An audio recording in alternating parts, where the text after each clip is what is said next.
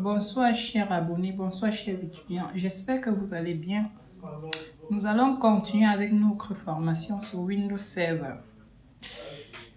La leçon de ce soir, c'est ajouter un domaine enfant à un arbre existant. Donc un domaine enfant à un arbre existant. Il s'agit ici d'un sous-domaine. Donc les prérequis, c'est déjà, le domaine doit déjà exister. Un domaine par exemple test.local qui sera installé. Un deuxième domaine sera avec le rôle ADDS sera aussi utilisé. Mais avant toute installation, nous allons d'abord configurer le nouveau serveur qui est le serveur AD4. Je me connecte. Donc, je rappelle que nous allons installer un sous-domaine au domaine emile.local. Le domaine emile.local est ici. Ce domaine existe déjà. Emile.local. Voilà. Ici, là, nous allons installer un sous-domaine.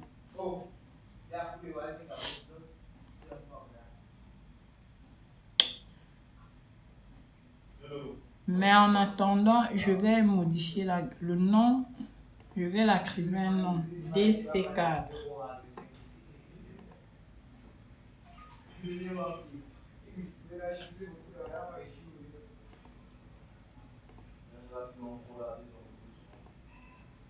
Donc, le sous-domaine représente généralement, ça peut être une filiale d'une entreprise. Une filiale d'une entreprise. Donc, il y a la maison mère et le sous-domaine peut être dans une autre ville. Ça peut aussi être dans la même ville.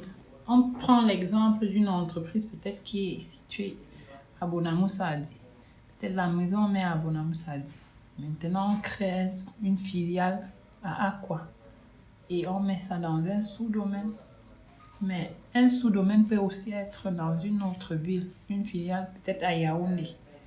On met ça dans un sous-domaine. Mais tout ça doit être dans un réseau. Dans une implémentation réelle, qu'est-ce qui se passe? On crée une liaison VPN entre les différents sites. Tu vois, non? Parce que les machines là doivent communiquer. Pour la sécurité, on les interconnecte par VPN.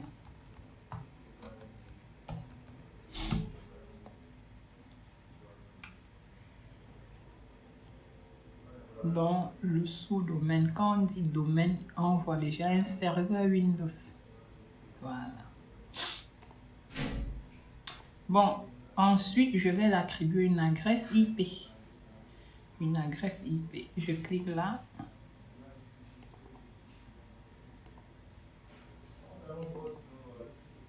Une adresse IP 192.168.10. Allez, attribuer le 8, le 9. Je mets le masque, la passerelle,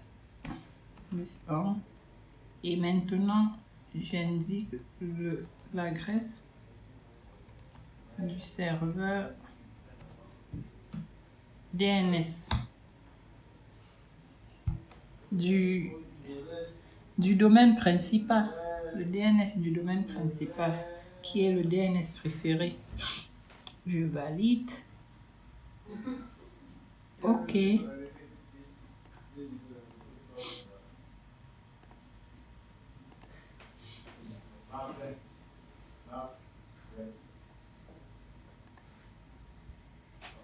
Maintenant, ensuite, nous allons installer ADDS. On va installer le service Active Directory. Domaines. Le service de domaine Active Directory. Je sélectionne cela, ajouter des fonctionnalités suivantes. Suivant.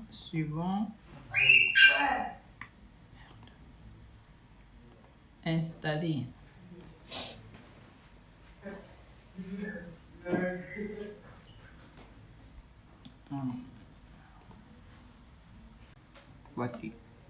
Bon, l'installation est terminée. Non, je clique d'abord, je clique une fois là pour faire la promotion. Promouvoir ce serveur en contrôleur de domaine. Ajouter un nouveau domaine à une forêt existante. Sauf que ici, c'est l'option domaine enfant. C'est un peu la différence avec l'autre. Quand c'est un sous-domaine, je me précise domaine enfant. Je vais préciser, je laisse à domaine enfant. Et là, nom du domaine parent. Le domaine parent, c'est Emile.local, qui est ici. Voici le domaine parent. Maintenant, le nouveau nom du domaine. On met seulement le nom. Je vais appeler ça comment? Je vais appeler ça... supposons Emile Ferdinand. Je vais appeler ça Def.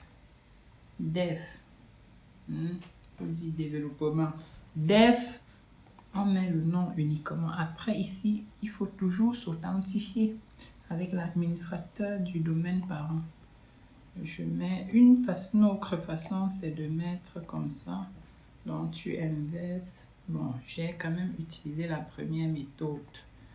Aujourd'hui, je vais utiliser le NetBIOS. On appelle ça le NetBIOS du domaine principal. Là, je mets administrateur. Au lieu de faire administrateur @emile.local, je mets comme ça. Emile administrateur, je viens là, je mets son mot de passe. Ok. Suivant. Pour que ça marche, il faut bien tout se joue sur la configuration de l'agressage. Si tu rates, oublie de mettre le DNS d'ici là, du domaine principal là, c'est-à-dire ajouter l'adresse ici. Au niveau du DNS privé, ça ne va pas marcher. Bon, là, j'entre directement le mot de passe pour la restauration.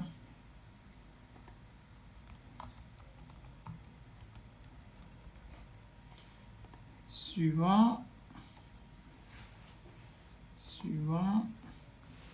le NetBIOS sera def, parce que c'est le NetBIOS du sous-domaine def. Voilà, def. Suivant.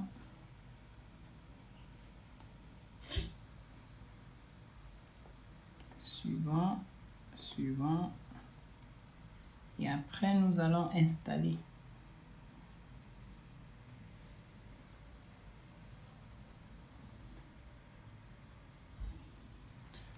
Voilà, je clique sur installer. Pour installer, nous allons patienter un moment. Nous allons patienter. Bon, on va revenir et je mets la pause pour revenir après. Bon, le redémarrage, c'est bon. Bon, le système a bien redémarré. L'installation, nous sommes à la fin de l'installation et ça a bien démarré.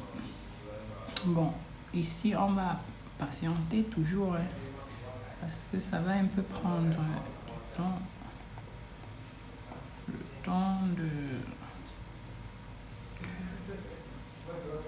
Ça va prendre le temps et claquer.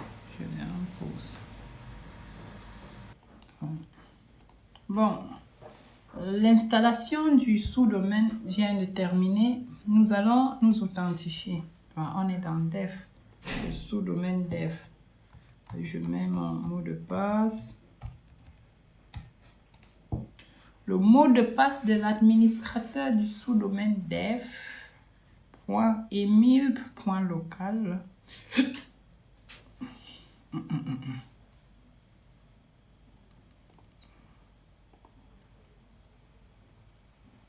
Voilà.